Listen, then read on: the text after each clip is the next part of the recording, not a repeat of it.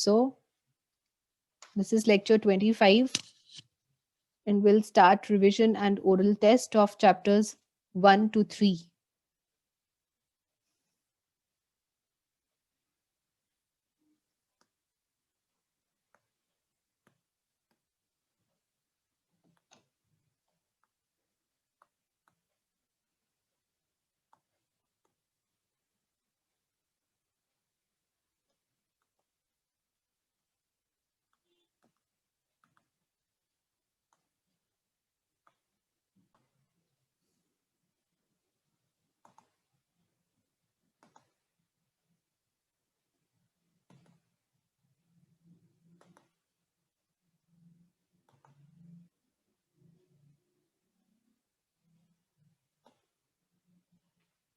So here you go.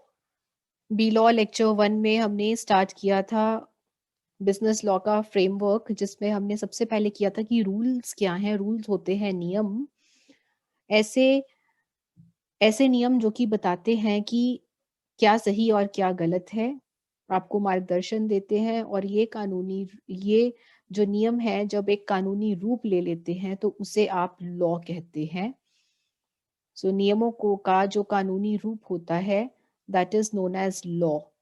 Examples क्या हैं law के? Criminal law, family law, labour laws, business laws, ये सब आपके लॉज के एग्जाम्पल्स हैं. और लॉ में क्या आता है? सेट ऑफ रूल्स जिसको अगर आप फॉलो नहीं करते तो आपको पनिशमेंट मिलती है. बिजनेस लॉ हमारा फोकस है.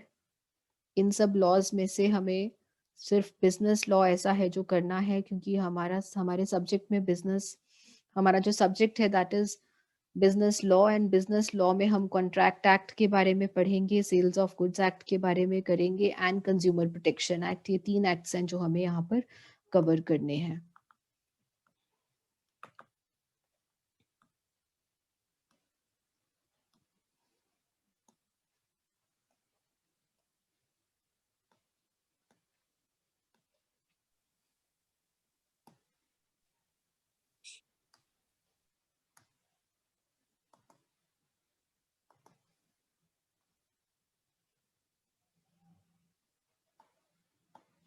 सेकेंड लेक्चर में हमने कवर किया था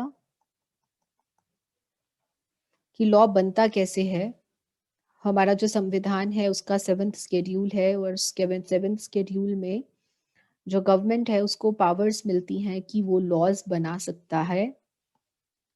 और 7th शेड्यूल की 3 लिस्ट्स हैं. The first one is the union list. Union list में सेंट्रल गवर्नमेंट को पावर्स मिलती हैं लॉज बनाने की. स्टेट लिस्ट में स्टेट गवर्नमेंट को पावर्स मिलती हैं. एंड कॉन्करेंट लिस्ट में सेंट्रल एंड स्टेट गवर्नमेंट दोनों इकट्ठे मिलके लॉज बनाते हैं. यहाँ पे हमने कुछ एग्जाम्पल्स करे थे union, state and concurrent list के. यूनियन लिस्ट में लॉ बनाने के लिए सबसे पहले जो बिल है उसको पार्लियामेंट के दोनों हाउसेस में प्रेजेंट किया जाता है. जब दोनों हाउसेस में ये बिल पास हो जाता है उसके बाद ये बिल जाता है प्रेसिडेंट के पास. और जब प्रेसिडेंट के सिग्नेचर्स हो जाते हैं तो जो बिल है दैट बिकम्स एन एक्ट. जो बिल है वो एक्ट बन जाता है, लॉ बन जाता है. सिमिलरली स्टेट गवर्नमेंट, जो स्टेट लिस्ट के मैटर्स हैं, अगर स्टेट गवर्नमेंट उसके ऊपर लॉज बनाना चाहती है तो स्टेट गवर्नमेंट बिल प्रेजेंट करती है in the state legislature. State legislature में विधानसभा है, विधान परिषद है. जब इन दोनों हाउसेस में बिल पास हो जाता है तो जो बिल है वो जाता है गवर्नर के पास. एंड गवर्नर जब उसके ऊपर सिग्नेचर्स कर देता है तो ये जो स्टेट बिल है ये लॉ में कन्वर्ट हो जाता है.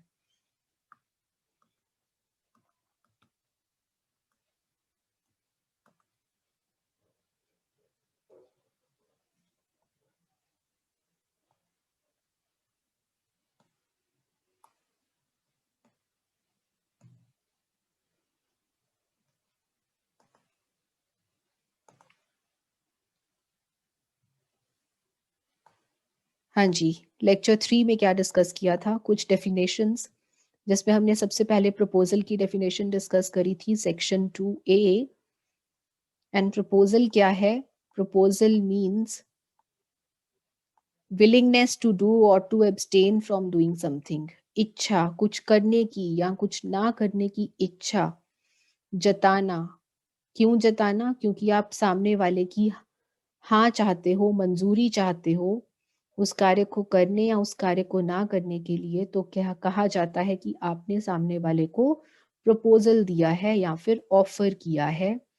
फॉर एग्जाम्पल, अनिल अपनी इच्छा जताता है कृष्ण को कि वो अपना स्कूटर बेचना चाहता है 5,000 रुपए में, और अनिल ऐसा इसलिए कर रहा है क्योंकि वो कृष्ण की मंजूरी चाहता है उस ऑफर को लेकर। Such an act is known as proposal. Proposal को आप ऑफर भी कहते हैं। Second definition is acceptance and promise. Section 2B है ये आपका। जिस पर्सन को, जिस व्यक्ति को प्रपोज किया जाए, जिस व्यक्ति के सामने प्रपोजल रखा जाए और वो व्यक्ति उस प्रपोजल को, उस ऑफर को एक्सेप्ट कर ले, उसमें अपनी मंजूरी दे दे, तो कहा जाता है कि जो प्रपोजल है वो एक्सेप्ट हो गया है। जैसे इस एग्जाम्पल में अगर कृष्ण स्कूटर खरीदने के लिए हाँ कर देता है तो कहा जाएगा कि कृष्ण ने उस ऑफर को एक्सेप्ट कर लिया है।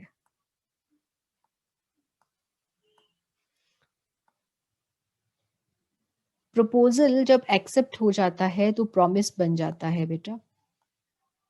Then comes your next definition, that is consideration. Consideration आपकी 2D में है। कंसिडरेशन मीन्स बदले में कुछ। जब आप बदले में एक दूसरे को कुछ देते हैं, that is known as consideration. जैसे अनिल कृष्ण को 5,000 रुपए के बदले में क्या दे रहा है? अपना स्कूटर। सिमिलरली जो कृष्ण है वो स्कूटर के बदले में क्या दे रहा है? 5,000 रुपीज दे रहा है। तो बदले में जब आप एक दूसरे को कुछ देते हैं, that is known as consideration. Consideration means something in return. Agreement. What is agreement? जब एक प्रॉमिस एक्सेप्ट हो जाता है तो एग्रीमेंट बन जाता है। तो हर प्रॉमिस या सेट ऑफ प्रॉमिस को आप एग्रीमेंट कहते हैं under section 2E। And what is contract? जब आप एग्रीमेंट में एनफोर्सेबिलिटी ऐड कर देते हैं, एग्रीमेंट जिसको आप कोर्ट में ले जा सकते हैं, कोर्ट में स्यू कर सकते हैं, उस एग्रीमेंट को आप कहते हैं कॉन्ट्रैक्ट। जिसको आप कोर्ट में ले जा सकते हैं तो आप कहते हैं कि जो कॉन्ट्रैक्ट है, जो एग्रीमेंट है, अब वो एनफोर्सेबल है। और जब आप एग्रीमेंट में एनफोर्सेबिलिटी ऐड कर देते हैं, then it becomes a contract.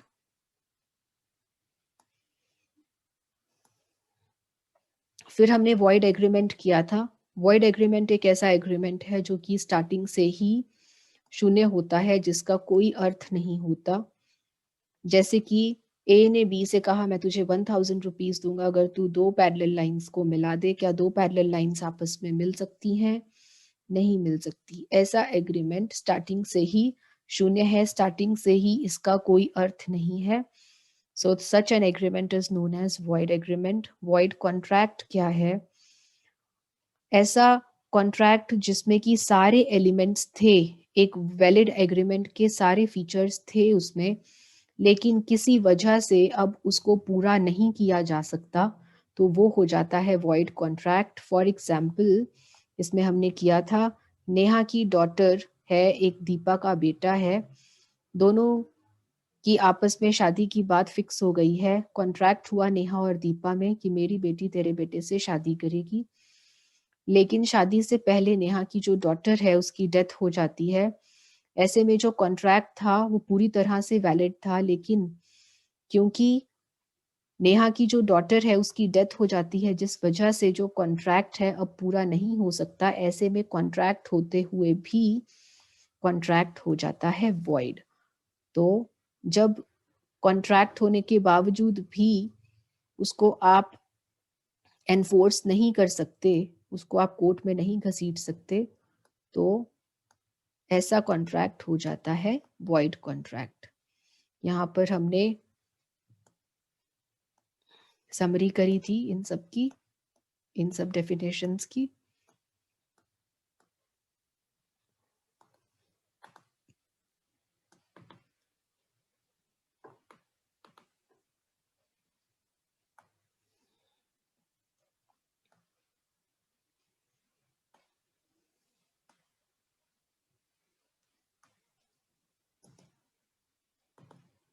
Then is your lecture 4। Lecture 4 में क्या किया था, लेट्स सी। प्रपोजल, जब आप इच्छा जताते हैं कुछ करने की या कुछ ना करने की, सामने वाले की मंजूरी पाने के लिए, तो आप प्रपोजल रख रहे हैं सामने वाले के आगे। एक्सेप्टेंस, जब सामने वाला आपके प्रपोजल की को मंजूरी दे देता है तो that act is known as acceptance. Consideration means बदले में कुछ। एग्रीमेंट मीन्स जब promise and set of promises. Contract, agreement में जब आप एनफोर्सिबिलिटी ऐड कर देते हैं तो कॉन्ट्रैक्ट बन जाता है। उसके बाद हमने चैप्टर 3 स्टार्ट किया था, meaning of contract and its essential elements.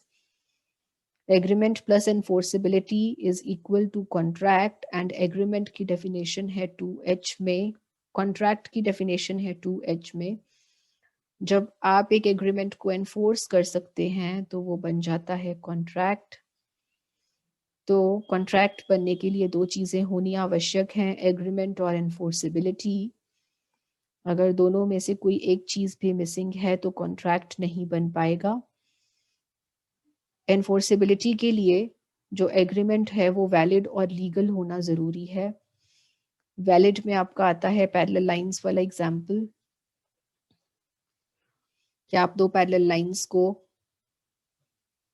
इकट्ठा कर सकते हैं, नहीं कर सकते, तो ऐसा जो एग्रीमेंट है वो वैलिड नहीं रहेगा। दूसरा, जो एग्रीमेंट है वो लीगल होना चाहिए। किसी का मर्डर करने का एग्रीमेंट कभी भी लीगल नहीं होता। सो जहाँ पर वैलिड और लीगल एग्रीमेंट नहीं है वहाँ पे आप एग्रीमेंट को एनफोर्स नहीं कर सकते, और जहाँ पे एनफोर्स नहीं कर सकते वहाँ पर एग्रीमेंट कभी भी कॉन्ट्रैक्ट नहीं बन सकता। All contracts are agreements, but all agreements are not contracts. इसमें आप बात करेंगे एसेंशियल एलिमेंट्स की। 2E में आप एग्रीमेंट को डिफाइन करेंगे, 2H में आप कॉन्ट्रैक्ट को डिफाइन करेंगे, and after that you will start discussing about the essential elements. Elements में आपका फर्स्ट एलिमेंट आता है agreement, that is proposal and acceptance होना ज़रूरी है। और प्रपोजल और एक्सेप्टेंस की डेफिनेशन हमने जस्ट अभी डिस्कस करी। This is your first essential element. और कौन से एसेंशियल एलिमेंट्स हैं देखते हैं।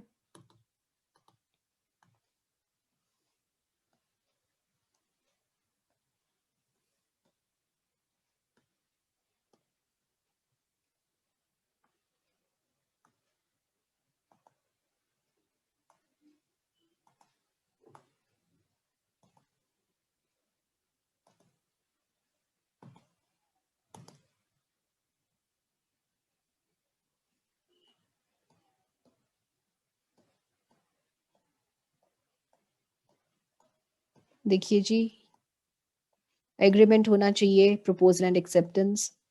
सेकेंड, पार्टीज जो हैं वो कॉम्पिटेंट होनी चाहिए, ये हम कर चुके हैं अलग से चैप्टर में। कॉम्पिटेंट होने के लिए पार्टी जो है वो मेजर होनी चाहिए, 18 साल से ऊपर। स्वस्थ दिमाग होना चाहिए और अयोग्य घोषित नहीं किया जाना चाहिए, ये सब हम अलग से चैप्टर में कर चुके हैं। थर्ड एसेंशियल एलिमेंट है फ्री कंसेंट ऑफ पार्टीज, जो हमने लास्ट चैप्टर में किया है। सहमति होनी चाहिए लेकिन स्वेच्छा से, अपनी मर्जी से सहमति होनी चाहिए। इसमें आपने बात करी थी हमने कोअर्शन की, undue influence, fraud, misrepresentation and mistake.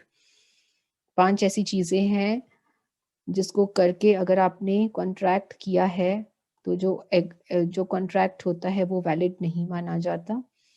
Next is जो कंसिडरेशन है वो लॉफुल होनी चाहिए, और जो ऑब्जेक्ट है वो लीगल होना चाहिए। कंसिडरेशन लॉफुल कब होती है, कब नहीं मानी जाती, अनलॉफुल कब होती है कंसिडरेशन? आप कानून के खिलाफ कुछ कर रहे हैं, जैसे कि ए बी से कह रहा है कि मैं तुम्हें 10,000 रुपीज दूंगा अगर तुम सी का मर्डर कर दो, this is not a lawful consideration, ये गैर कानूनी है। लीगल ऑब्जेक्ट कुछ भी इलीगल या इमोरल मकसद नहीं होना चाहिए। मर्डर, रेप, रॉबरी, ये सब ऐसे मकसद हैं जो कि कानूनी नहीं है। सो कंसिडरेशन लॉफुल होनी चाहिए, ऑब्जेक्ट लीगल होना चाहिए, तभी एग्रीमेंट जो है वो कॉन्ट्रैक्ट बन पाता है।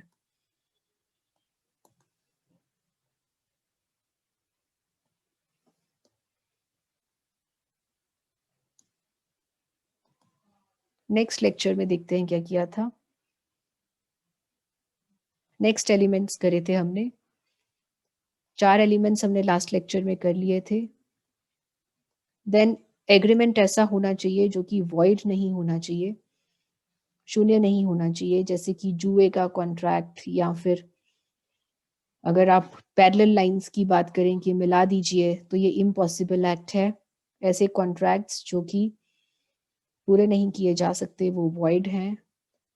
राइटिंग एंड रजिस्टरिंग एग्रीमेंट्स, वैसे तो एग्रीमेंट ओरल भी हो सकता है और रिटन भी हो सकता है, लेकिन अगर आप उसको एनफोर्स करना चाहते हैं तो एग्रीमेंट रिटन में होना ज़रूरी हो जाता है। And last is capability of performance, कोई भी ऐसे कार्य के लिए आप एग्रीमेंट नहीं कर सकते जो कि इम्पॉसिबल है, जो कि किया ना जा सके, जैसे कि डेड बॉडी में जान भरने का वादा करना, ये पूरा करने के काबिल नहीं है, इसलिए आप इसको वैलिड नहीं मानेंगे।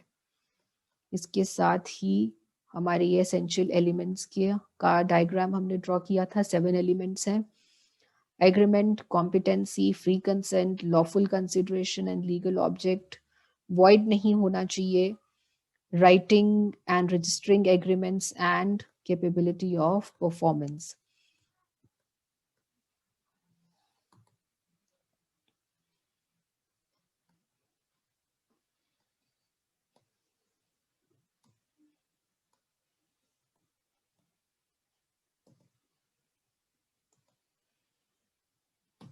देखते हैं लेक्चर 7 में क्या था।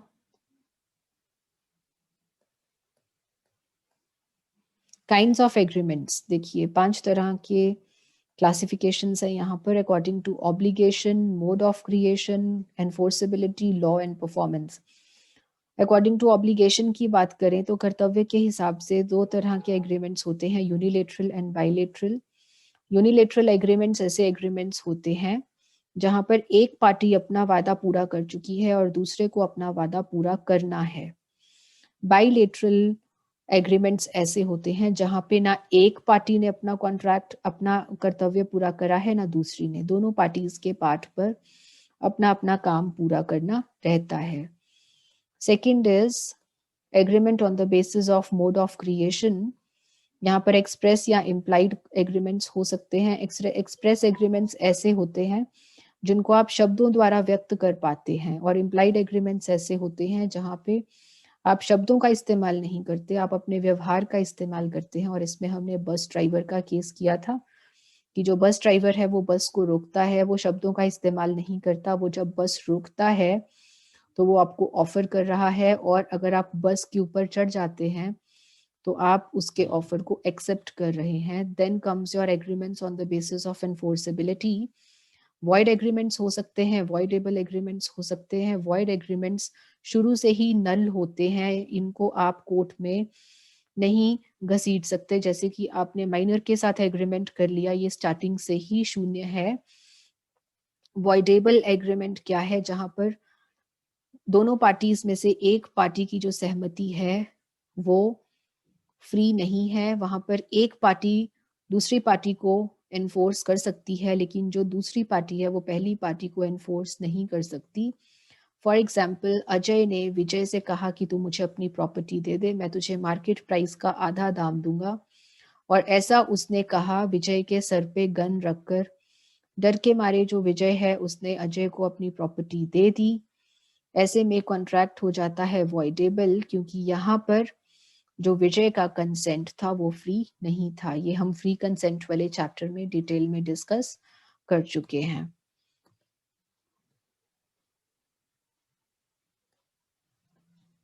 इसके अलावा हमने और क्या किया था नेक्स्ट चैप्टर में, नेक्स्ट लेक्चर में?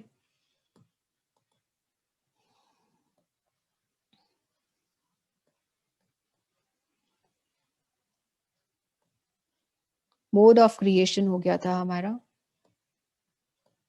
एनफोर्सेबिलिटी डन,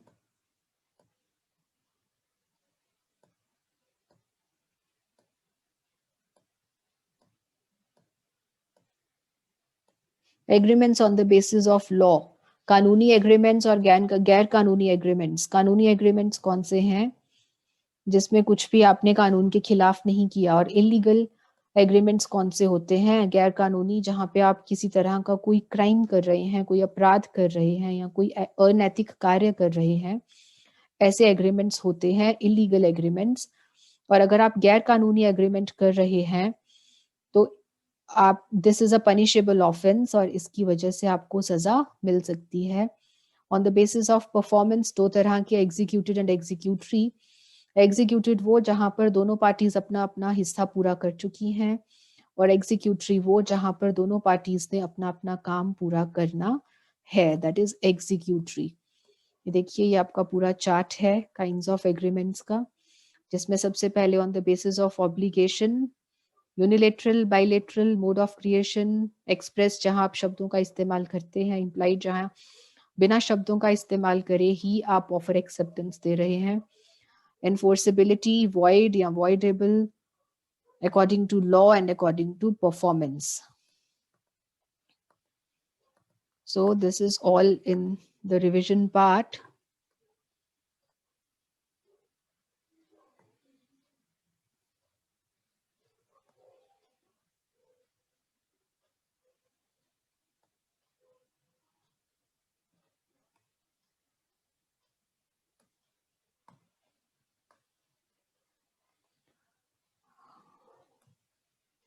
जल्दी से अब ओरल टेस्ट लेते हैं आपका। So let's begin. Your question number 1. We are short of time, so बहुत ज्यादा स्टूडेंट्स नहीं कवर हो पाएंगे यहाँ पर। हाँ जी, कौन मुझे प्रपोजल की डेफिनेशन बताएगा? प्रपोजल, रोल नंबर 1 मैं भी आई। 97। Roll number 97। प्रपोजल मैम इसको ऑफर भी बोलते हैं। इसका मतलब willingness to do, abstain from doing anything with the view to obtain as assent of other to such abstain. Example हम जैसे अनिल को ले सकते हैं कि उसने कृष्ण को ₹5000 का स्कूटर देना था, उसने मतलब टू डू करना, उसने अपना स्कूटर दे दिया। टू एब्सटेन में हम अनिल को और कृष्ण का अगेन एग्जाम्पल ले सकते हैं। अनिल ने ऑफर किया कृष्ण को कि तू 5000 का स्कूटर ले ले। अनिल इसमें प्रपोजल है और कृष्ण है वो उसमें टू एब्सटेन में आ जाएगा। बेटा आपका फर्स्ट पार्ट सही है, टू एब्सटेन फ्रॉम डूइंग वाला पार्ट आपका गलत है सनी। Role number 97। आप मुझे ये बताएं कि प्रपोजल का सेक्शन कौन सा है? Ma'am 2A। प्रपोजल का सेक्शन है 2A। ओके जी। सो आपने ये बोला कि कुछ करने की या कुछ ना करने की इच्छा जताना, विलिंगनेस टू डू और to abstain from doing something. और इसके पीछे मकसद क्या है? सामने वाले की एसेंट पाना। तो टू एब्सटेन फ्रॉम डूइंग वाला पार्ट कौन एक्सप्लेन करेगा? Abstain from doing. मैं roll number 40 Manpreet Kaur. To abstain ma'am from doing. Ma'am इसमें ये होता है कि अगर हमें कोई काम नहीं करना मैम, अगर किसी की हमें सहमति नहीं मिली मैम कोई काम करने के लिए, इसको हम मैम कहते हैं to assent, to abstain ma'am, to abstain from doing. तो मैम इसका एग्जांपल है मैम, जैसे अनिल ने कृष्ण को बोला कि मैं तुझे 5000 रुपए दूंगा अगर तू किसी को नहीं बताएगा कि तूने मेरे को मेरी गर्लफ्रेंड के साथ देखा है मैम। अच्छा जी, तो ठीक है मैम जी। उसको अनिल कृष्ण को बोलता है कि अगर तू मेरे को नहीं बताएगा तो, अगर तू मेरे को मैं तेरे को 5000 रुपए दे दूंगा तो तू मेरे बारे में किसी को कुछ नहीं बताएगा। ये है टू एब्सटेन फ्रॉम डूइंग, मैं कुछ ना करने का वादा करता हूँ, और कुछ ना करने का वादा यहाँ पर क्या है, मैं किसी को नहीं बताऊंगा, कुछ ना करने का वादा करना सामने वाले की सहमति पाने के लिए। ठीक है जी, okay Manpreet. Yes ma'am. Manpreet आप मुझे बताओ कि एक जो एग्रीमेंट है वो कॉन्ट्रैक्ट कब बनता है? मैम जब वो लीगल होगा मैम, जब उसमें कोई लॉफुल कंसेप्ट होगा मैम। जैसे अगर हम कोई एग्रीमेंट करेंगे मैम वो लीगल होना चाहिए। अगर वो लीगल नहीं होगा तो मैम हम उसे कॉन्ट्रैक्ट नहीं कहेंगे, फिर वो एग्रीमेंट ही रह जाएगा मैम। सिर्फ जैसे एक लीगैलिटी एग्जांपल मैम, होनी चाहिए, सिर्फ लीगैलिटी होनी चाहिए या और कुछ भी होना चाहिए? मैम वो लॉ के अंदर आना चाहिए मैम, अगर हम कोई कॉन्ट्रैक्ट करेंगे मैम। बस ये एक एग्रीमेंट कॉन्ट्रैक्ट कब बनता है अभिषेक?